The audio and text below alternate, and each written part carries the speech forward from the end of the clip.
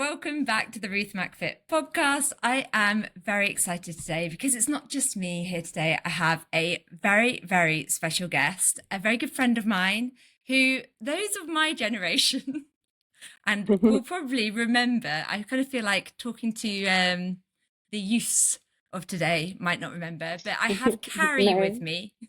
Carrie from Hope Yoga. Hello. She is. Hope Yoga And Yorkshire is me, is the current guys. yeah, as the current guys. But the thing with Carrie is I'm under pressure today because I'm with a pro.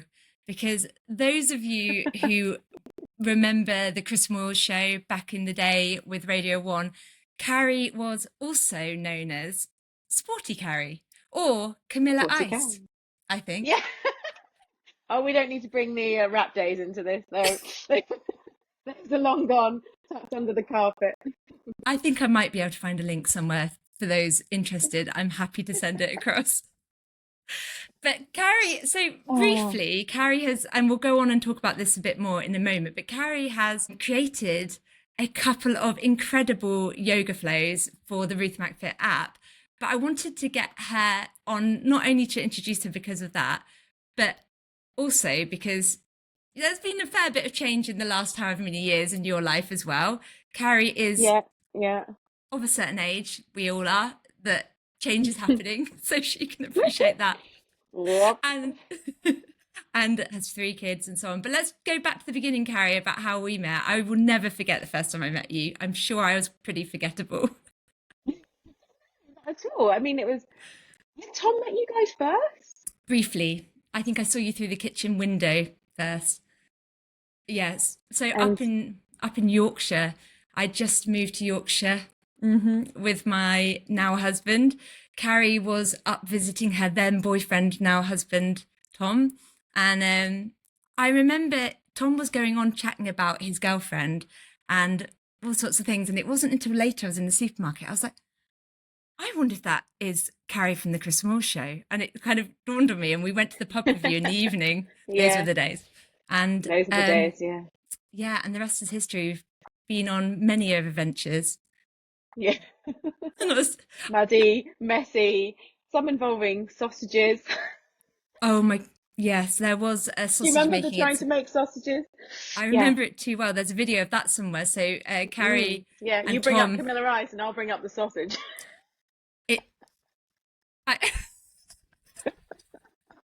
I'm in control of Yeah. editing. I'm just saying. Yeah, true. I'm not happy for people to see it. Just don't judge the hair, okay? Because I've straightened it because we were going to be on camera, and I was wearing a Batman hoodie. I still remember that, and there were some funny comments in that video. I seem to remember about. I can't even repeat them on here, but I was chuffed. I'm not going to lie.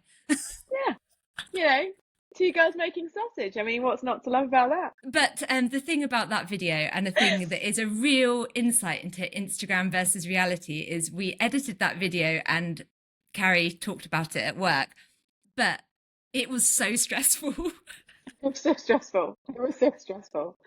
I mean, Like any video is like really super stressful. And then, yeah. yeah, just- so I remember that one because I think afterwards we went back because we were literally in the same kind of row of houses. And afterwards, Carrie and I went back to mine to kind of hide and decompress and have a drink, I think might have happened. Several. Yes. Yeah, which when is alcohol actually agreed with me, whereas now not so much. yeah, and that is something that I think has changed for both of us. Carrie you don't drink very much at all now, do you? Hardly at all.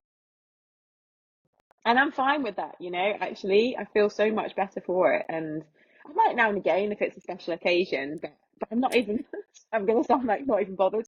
Not even bothered. Exactly the same. I've stopped drinking, but I haven't said I've stopped drinking. I'm just choosing not to drink. And I have a couple of conditions. One is not as a reaction to stress, because we all know that doesn't work well. And then less often, more enjoyable, which I just find that the less often is becoming very much less often. Yeah. But, it's kind of nicer than saying I'm giving up, isn't it, sometimes? Yeah. Because then you have to have people kind of want a reason, and you're like, There just isn't really a reason. It's just what suits me right now. You sort of feel like, I mean, it's getting better. Don't get me wrong. It's like so much better now. Like, I don't know, probably like, I mean, not even about a few years back when you said you weren't drinking, it was like a real kind of thing. Because we have quite a culture, don't we, sometimes? And, you know, you have to kind of really justify it. Whereas now I think it's kind of quite accepted. It's just like, okay, Yeah, people I just, think yeah. so. Although Mm. I've had a couple of experiences. One lady said to me, "You're not drinking because you're embarrassed to drink. You're worried about what people think of you when you're drunk." And I was thinking, interesting that that could be the only reason. And then I had another lady message me who said that she wasn't drinking, and she was like, "Oh, I love that you're not drinking as well, because people have automatically assumed that I have a drinking problem." That she was an Huh. alcoholic, and she was just doing it for health. That was the Mm, only mm. reason.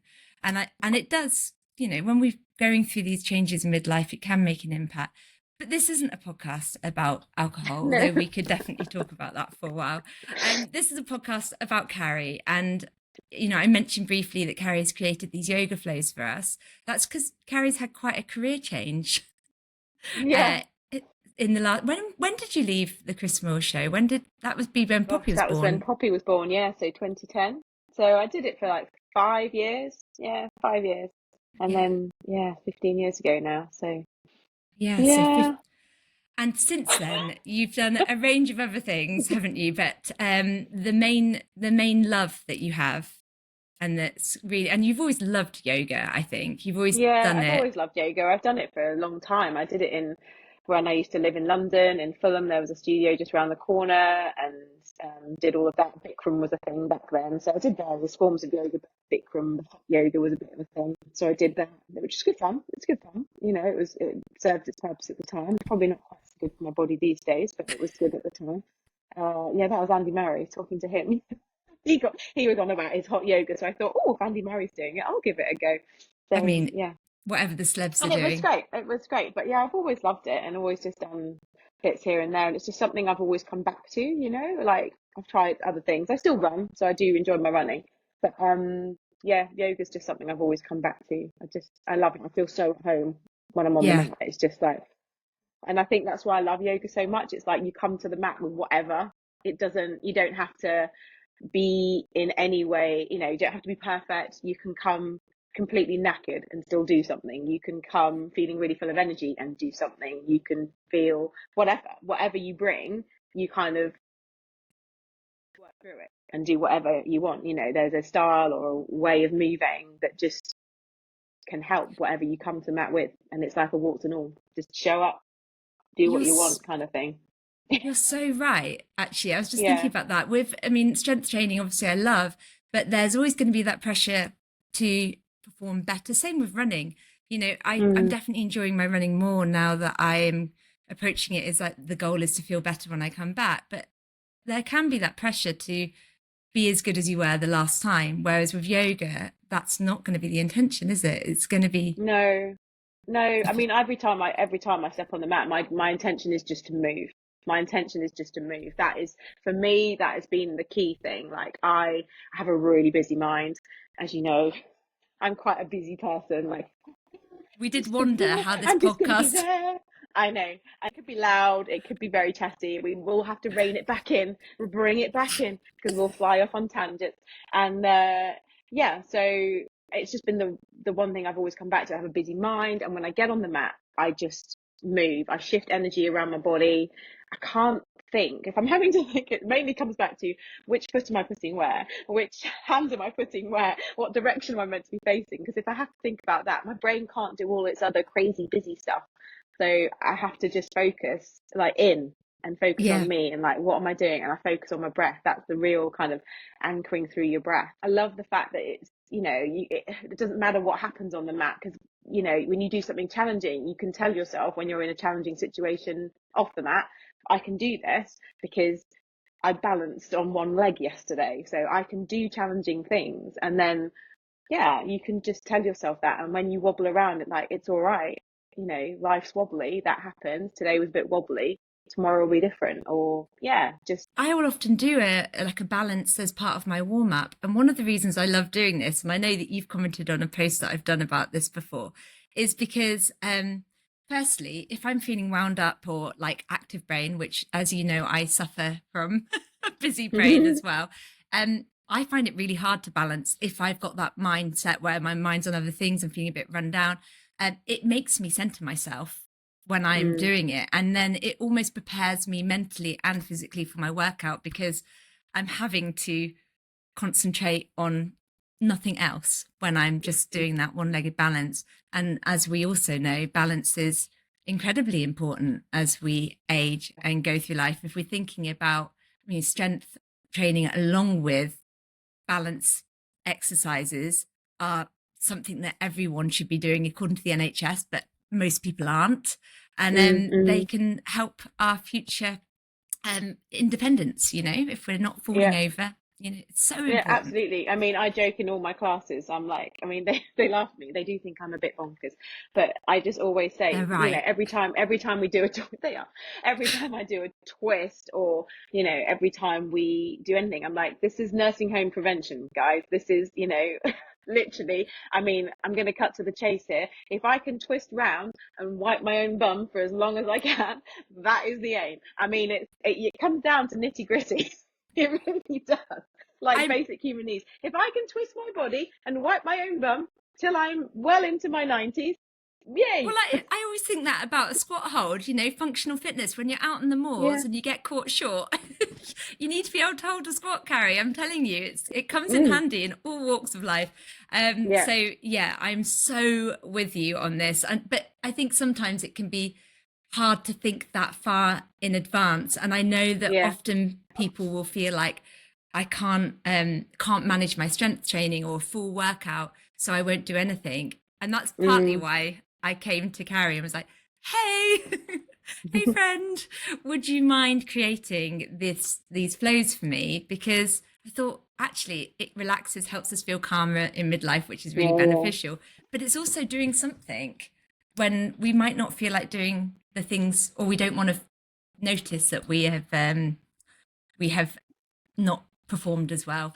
Carrie's just been out to let her dog Beetle back in because she was barking. I think maybe somebody was walking past, and I nearly introduced you at the beginning of the podcast as owner to one of my godchildren, which I thought was probably not good. I don't think a nearly teenager would appreciate being owned by their mother. But Carrie, effectively right now, I kind of do own her, because I create the boundaries, pay for everything, clean up behind them. So, and I think that's worth talking about. Stress definitely makes symptoms in perimenopause and midlife feel harder. It definitely impacts us, impacts sleep and so on. Yoga has a calming effect, but Carrie isn't just a midlife woman. She's also got three children. Girls. So two. She's pulling a face. Yes. So she's got a 15-year-old and a nearly teenager, a very nearly teenager, haven't you? Yeah, and then a younger one as well. But there's hormones going around the house, and I think that's the thing. Often we are coping with other hormones, not just our own at this stage of life. And how have you found that yoga has been helpful to you during this time?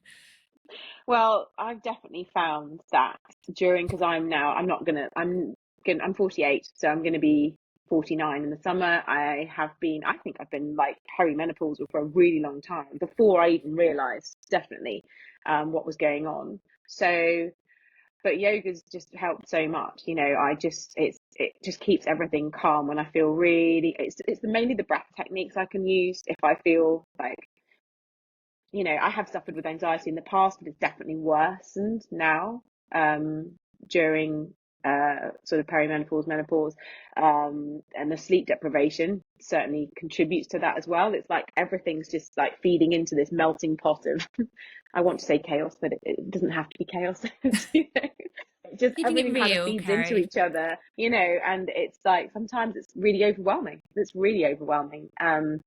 Your body just gets inflamed by stuff, more, hence why we talked about not drinking. And I'm gluten-free now. I found that's been really helpful for me. It's not for everyone, but for me it's been really beneficial. just because your body, like allergies, people suddenly get allergies out of nowhere, like suddenly allergic to stuff, you know, suddenly you've got hay fever. And it's just your whole body's going through so much. So for me, when I just kind of get on the mat and I do some breathing and I do some movement, it just causes a bit of a shift change, you know, it just brings you back into that moment. You know, I can just focus inwards, take some deep breaths and use different breath techniques. Quite a nice one when you feel really overwhelmed and anxious is just doing a couple of pauses. It's effectively your body does it naturally, you know, when you sob and you kind of go, oh, the like, physiological and sigh. and it's great. So if you sort of bring that breath in but in a controlled way, so you're not actually sobbing, but you just bring that breath and you kind of do two kind of quick ones with a long breath out, it can really be very soothing. Very soothing indeed. I'm about to change your life, Carrie, because there's an extension of that, which so the physiological side, this is probably the best way to teach this next bit, and it's worked every single time I've done it. Hiccup cure, no joke. So you breathe in twice through the nose as though you're doing a physiological sigh, but then you hold for aiming for around 30 seconds, but obviously don't pass out. And like, it's big breath, obviously, through the nose. So you kind of full breath. And every single time I've done that, I saw it, I think it was Human or somebody put it on Instagram, and I was like, oh my goodness, it's worked. And I have managed to get this out at meals out when people have had hiccups, and they think I'm like saving their life, you know. I'm like, oh yeah, I can help you with this. I see, that sounds better, because my nana used to make us drink out of a cup backwards. Did you ever do that? I always, so, until like, I found this. Forwards, like trying to drink, like, yeah. Oh, I used to do backwards, head tilted in the air. No, I was doing this, like drinking out of the opposite side of a cup. So like tilting my head forward, honestly, like contorting myself. It's a good job I'm a yoga teacher. I can do it quite well now. I'm like contorting myself, like drinking out of a cup backwards. I don't think it ever worked. I think it was just my body was just, my brain was going, what the hell are you doing? So that's why the hiccups stopped. I mean, Carrie, you're always up for a challenge. I think that is fair to say. Maybe a slight competitive streak there. So if somebody else was able to drink the water upside down, you're not going to back down until you've managed it. No. I don't ever try and compete with Carrie, because I don't have quite that same drive, but I think I'd get hurt. Yeah. I have to say, being kind of going into my late 40s, I'm that kind of competitive edge. It's still there a little bit, and if there's a bit more of a filter these days. There's a slight filter that says to myself, could I actually do that, or is that a silly kind of dare? And then there's a little voice now that steps in that didn't used to. Well, maybe it's because you're not drinking, because it was the worm that would always come out when you were drinking, wasn't it? So maybe you're not hurting yourself. Although occasionally we do a bit of that on the mat, doing a little cobra move, and I kind of, if we do like a little rolling cobra, I'm like, see, I'm doing the worm, still doing it. But can you do it from standing? I can still do it just about, but I've kind of grazed my knees a little bit last time. I was going to ask. You just have to be aware of the chin kind of landing. It's not something that I've ever really tried to master. I think I'm aware of my own limitations. You mentioned about allergies during this. It's interesting, because I know that stress also makes allergies worse. And I had back in 2022, I had very high prolactin, and I get non-allergic rhinitis, and that was through the roof, awful nasal drip. And so hormones can definitely impact, or they can be impacted by stress, but they can also impact allergies and so on. So looking after yourself in your lifestyle can actually help these other symptoms as well.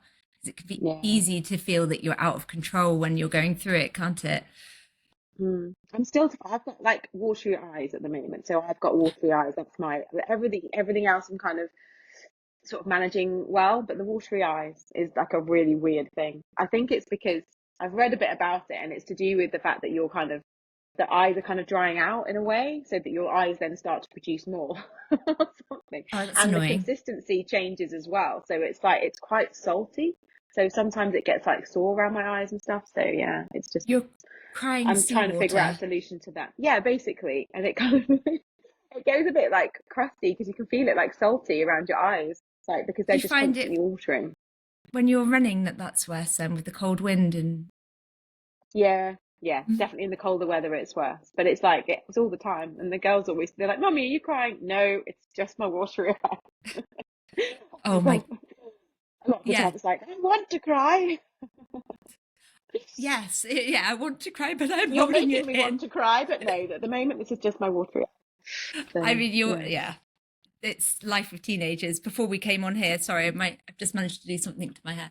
Before we came on here, I was chatting to Carrie about how I couldn't find my headphones because my teenage boys have obviously run off with them. So, you know, that's fun. So I'm doing this podcast wearing a pair of running headphones, shocks here, and a mic. But teenagers, they have a way of just pushing you a little bit.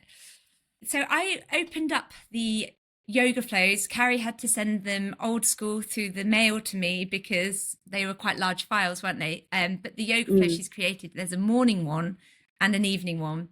And one is like, the morning one's a little bit longer than the evening, but both are really like doable time wise. Yeah, I tried to make them quite not too long, because I know it's hard for everyone unless you're going to a yoga class, which can be, anything from an hour to an hour and a half sometimes if you're doing a longer relaxation.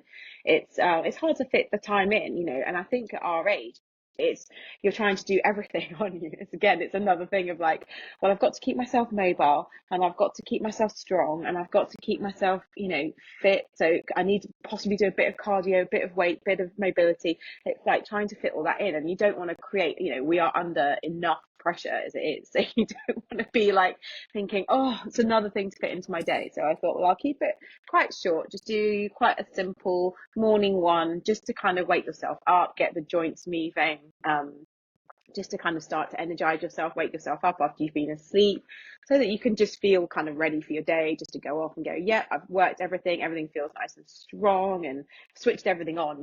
That's basically when you wake up, you want to feel like, all right, most of the muscles in your body are switched on. They're like aware that we're kind of getting up and about to go off. And then in the night time, I mean, yeah, it's so good to just bring yourself down, because we're all flat out, we're all working really hard, and it's great to just take a few moments. So that one's quite short. I think it's about 15 minutes of just nice gentle movement, very stretchy, nothing too crazy, nice and stretchy, and just focusing, bringing yourself down. So we start standing, and then we just gradually work our way down to the mat, so that then you can lie there. And I wish there was a way that you could just peel yourself up and just crawl into bed somehow, because then it's like perfect. But yeah, Yoga usually we in have to bed move from would. one place to another.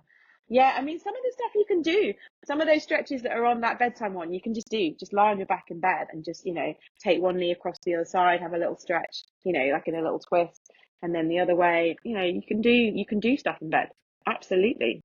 I would definitely fall asleep. When I remember, if any yoga type class I've ever been to, and it's something I should do more. So I'm committing to Carrie that I'm going to do her yoga flows. If they did a savasana at the end, I'd fall asleep. And I was like, probably a sign that I needed to do some more relaxation. Yeah. People do fall asleep at the end in Shavasana, and it's nice, and it's just, it's fine. It doesn't matter. There's like, whenever I teach a class, I always say to everybody right at the beginning, there's no judgment or expectation here, absolutely not. And sometimes I say to people, listen, if you're having a really rough time and you just want to come to the class and lie on your mat, that's fine. Everything I do is an offering, and you can just take what you want and take it out. And if you just want to be, if you're just like, oh, life is just so much, I said, just come and lie down and be in a group, because sometimes that might be what you need, and that's okay too. There's no kind of right or wrong way to do it if But I that's what love you need. that you're there providing people with what they need in that moment, which is great. The pressure's not there. And again, when we're putting them into the group, I don't want people to feel like there's a pressure. It's another thing there that they have to do. This is an optional choice that you can make, with the intention that not only is it going to help your mobility and flexibility and so on, but it's going to have you feeling calmer, because that is important too. So it's a good one to pick up on those days. Now, I know that we briefly touched on this, but you haven't always been a yoga instructor, and No. moving to be, what prompted that change? Obviously, we've said that you always loved yoga, but Yeah. you came from a career at the BBC, you've had your 3 kids, and I know that you've always been into fitness, like, you know, even if at times you're doing more and other times less, but what then just made you go doing this? I don't know. Like you said, I've always really been into fitness, even as like a teenager growing up. I had like loads of different fitness videos that I'd love doing. I think Cindy Crawford was one that I really loved doing. Oh, Great. It had a amazing. great soundtrack. It was really good. I loved it. So yeah, I was doing those and doing the weights, and like I loved watching Gladiators growing up. And you know, as you said, I was Sportie Carrie. I love all sports. So being physically fit, you know, I was a bit of a, you know, jack of all trades, master of none, really. I did threw myself into everything, but was no expert in any particular sport.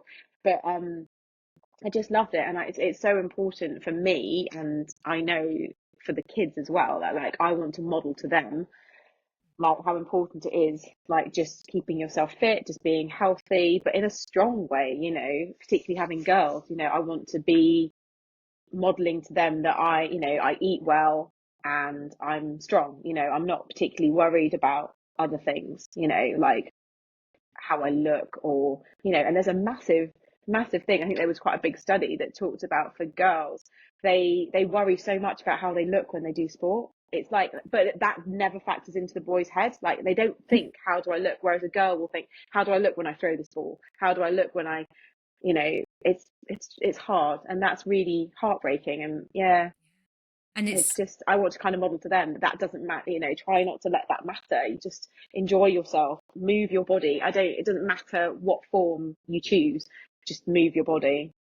and I remember because it was around COVID time, I think that you had, because we were living abroad, and I remember getting a message from you saying that you'd started doing your yoga training then. Mm. And I would It was say just that, friends. They nagged me. It was friends who yeah, nagged me. I exactly. talked And about doing it for ages, and then the friends. I tried various other careers. So, you know, I was a dinner lady at one point in my kids' local primary school, and that was crazy time running around for an hour, I, putting out fires around the playground. That was bonkers. Yeah, I I needed my briefly, yoga then. yeah, right. I remember you working in the school, but I don't know if I knew it was Yeah, dinner I was a lady. teaching assistant, and Yeah. I was a teaching assistant, and I did some dinner ladying as well, which was just crazy times, crazy times. So anyway, I knew that I wanted to do my yoga teacher training, but it was just having the courage, you know. It was a big deal, and it was hard giving up what I absolutely loved, because you know I did love working for the BBC and doing the broadcasting, and that was really hard. And obviously my husband was in the army, he was moving around all the time, so it was difficult to kind of find a career again. And I did try, you know, I went back a couple of times after the kids and tried going back, but I just knew it wasn't going to work, and I just needed to find something else. So yeah, so I've been teaching now for over 3 years, which is bonkers. And I think how scared I was the first class. It's just like, and now it's like, oh, now I just walk in and teach it. Yeah. And I remember when you were first starting, and we all do this, like you were just really wanting to make sure that you got everything right, which we're not going to get everything right all the time. That's fine. But I remember just where you were then and who you are now. And you seem to have like grown as a person as well. I think maybe it's this midlife transition, that's something, a positive that comes from it is that we do Mm. start being ourselves a bit more. I don't know, just really, Yeah, no, absolutely. That's 100%. There is a yeah. lot of the books I've read about menopause and things. If you, depending on how woo you want to go, because there's lots of there's some more woo elements She's out there if you yoga. want to embrace that, you know. But other on just kind of, you know, practical level, it is about kind of unpeeling that onion that for Yeah. so long you have just kind of wrapped yourself in these different masks and, you know, guises, and you know, and actually it is about finding who you are. And you might kind of, and sometimes that can be quite tough, you know. It is a transition, and transitions in themselves and change can be really hard, you know. You don't, you know, think what a butterfly goes through when it becomes a caterpillar, you know.